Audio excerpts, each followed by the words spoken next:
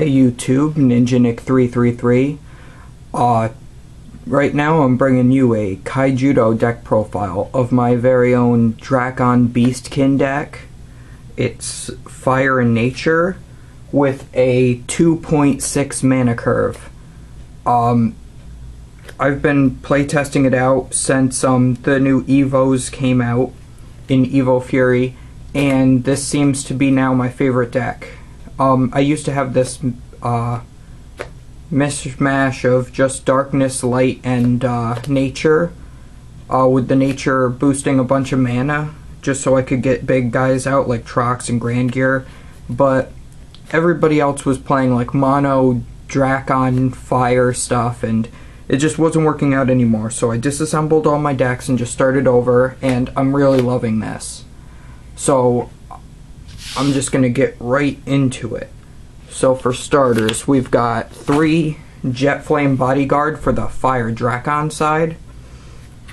He's really great. Every game, I usually open up with him. I don't know why. He's great. It doesn't matter that he's only a skirmisher, because a lot of times he can get over whatever the opponent's attacking with anyway. Unless they've got like blockers and stuff.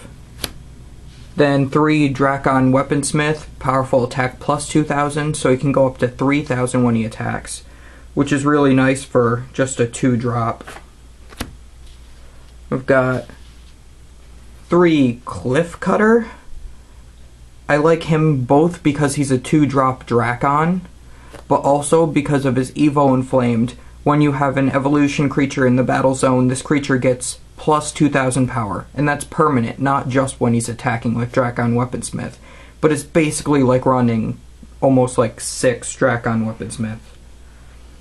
Then I've got 2 Super Bazooka Volcanodon, powerful attack plus 4,000, so that makes it so he can get over a lot of stuff for just a 3-drop. Then lastly, for the creatures, we've got 3 Laser Arm Drakon. Evolution, put on one of your Drakons. Powerful attack plus 2,000, double breaker. So that's, and he starts at 4,000, so he goes up to 6,000 when battling a creature, and he double breaks when he hits shields. So he's just a really great, easy card to get out, and I just love him to pieces. I was running Blast Forge Captain in here as 2, but just a 5-drop and being the Evo, it was a little too much for this deck to handle, a little too powerful, so, too high level. So I just ended up taking him out. I never really used him anyway, he always seemed to go into mana. So for the fire spells, I've got 3 Comet Missile, because this deck is not a fan of blockers. So, you know, banish enemy creature that has blocker. It's also my favorite art on any Kaijudo card at all. Because that really crappy, Reef Gladiator, the mono blue card, getting just, you know, hit with a giant meteor. And then 3 Rock Bite.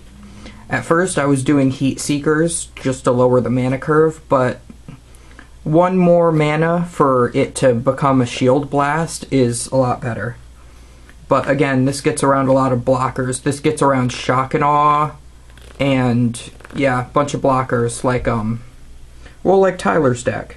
Which, by the way, Tyler Bushy, who's in the Kaijudo Skype tournament that's going on right now, he finally made a YouTube channel.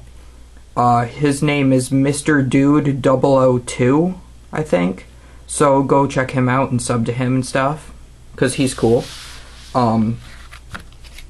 Because as you guys know, I haven't posted anything on YouTube for a while, but he's kind of who's one of the guys who's making me get back into this. So for nature creatures, 3 Prickleback. Same reason as the one, basically the red version of him. He's really easy to get out. I either get him or the other guy out every single game, first turn. At the end of each of your turns, if this creature broke a shield, return it to your hand. So he's also like really great, like evolution fodder, just because he's Beastkin for a 1-drop.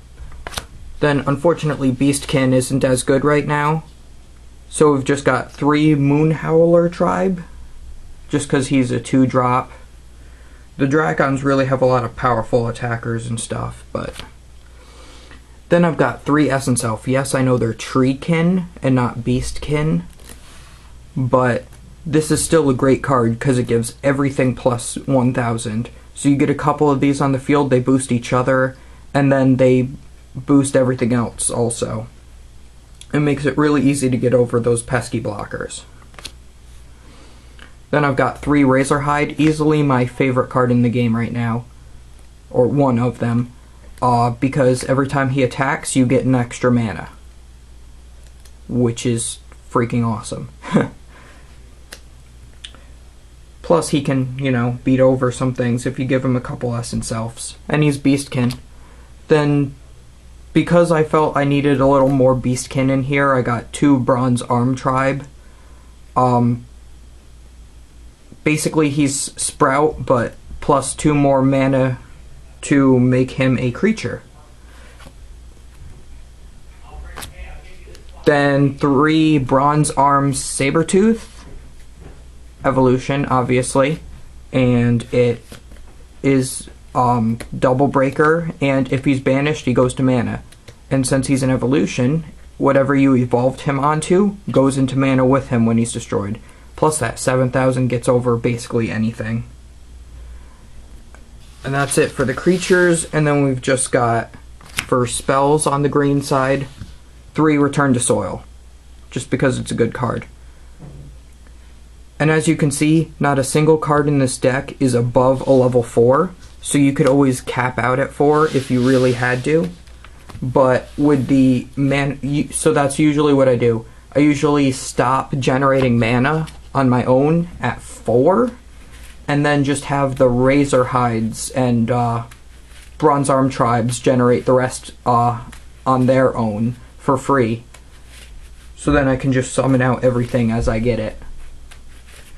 But tell me what you think, guys. Remember, no bashing or being a jerk. But, and again, subscribe to Mr. Dude 002. I think that's what his name was. Yeah. And, you know, root for him in that tournament. I think he won the first 2 rounds. He's been doing pretty well. So yeah, see you guys later.